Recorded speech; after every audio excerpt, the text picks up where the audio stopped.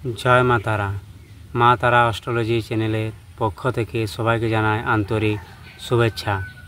आज के आमी जे विषयटी निये कथा बोलबो सेटी हलो आमादेर नाम ओ गोत्र की गोत्र आछे एबं एकजन पुरोहित मशाई पुजो पाठेर समय एबं विवाहेर घरेर समय एबं श्राद्ध बाड़ीर समय केन आमादेर काछ थेके नाम ओ गोत्र चेये नेय सेई विषये आमी किछु कथा बोलছি এই ভিডিওর মাধ্যমে। গোত্র শব্দের অর্থ হলো বংশ বা গোষ্ঠীকে বোঝায়। সনাতন ধর্মে গোত্র মানে একই পিতার ঔরসজাত সন্তান সন্ততি দ্বারা সৃষ্ট বংশ পরম্পরাকে এখানে বোঝানো হয়েছে। বৈদিক শাস্ত্র অনুসারে বংশের রক্ত প্রবাহিত হয় पुरुष परम्पराय, सुतरां वंशेर धारक एवं बाहक हल पुरुष।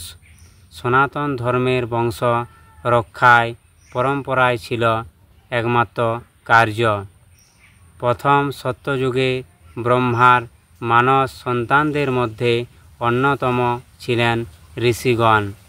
परवर्तीकाले अन्यान्य ऋषिर वंश परम्पराओ किन्तु एई गुण लक्ष्य करा जाए। ताई एक ही व्यक्ति बा एकजन ऋषिर परम्परा तादेर नामे एक एकटी गोत्र नामे परिचित लाभ करेছে। সেই হিসাবে একই গোত্রের বংশীয়গণ परम्पराय भाई एवं बोन एमनकि একই বংশের স্বজনেরা পরবর্তীকালে জীবিকা নির্বাহনের প্রয়োজনে বা সাধন ভজন কিংবা ভগবান শ্রীকৃষ্ণের নাম প্রচারের জন্য হয়তো চারিদিকে ওরা বিভিন্ন প্রান্তে ছড়িয়ে পড়েছিল। কিন্তু সেই থেকে পিতার নামের সাথে গোত্র নামের গুরুত্ব কিন্তু প্রকাশ পায় এখনো পর্যন্ত, আর ভবিষ্যতেও কিন্তু পেয়ে থাকবে। যেমন কাশ্যপ মুনির বংশরা সবাই নিজেদের কাশ্যপ গোত্র নামে অভিহিত করে।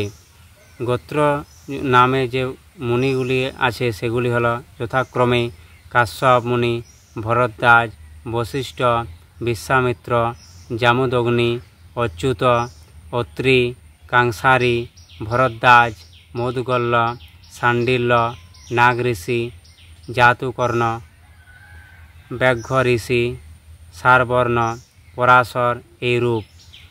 এবং পুজোর সময় যে পুরোহিত মশাই অবশ্যই কিন্তু নাম এবং গোত্র চেয়ে নেয়, কারণ বিনা গোত্রে কোনো পুজোই কিন্তু সিদ্ধি লাভ হয় না।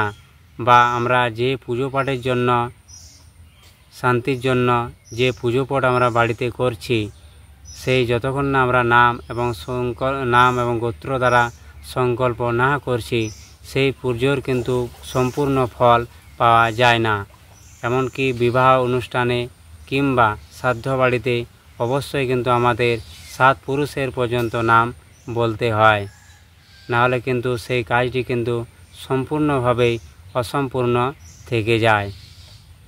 তাই আমি বলে এখানে ভিডিওটি শেষ করছি।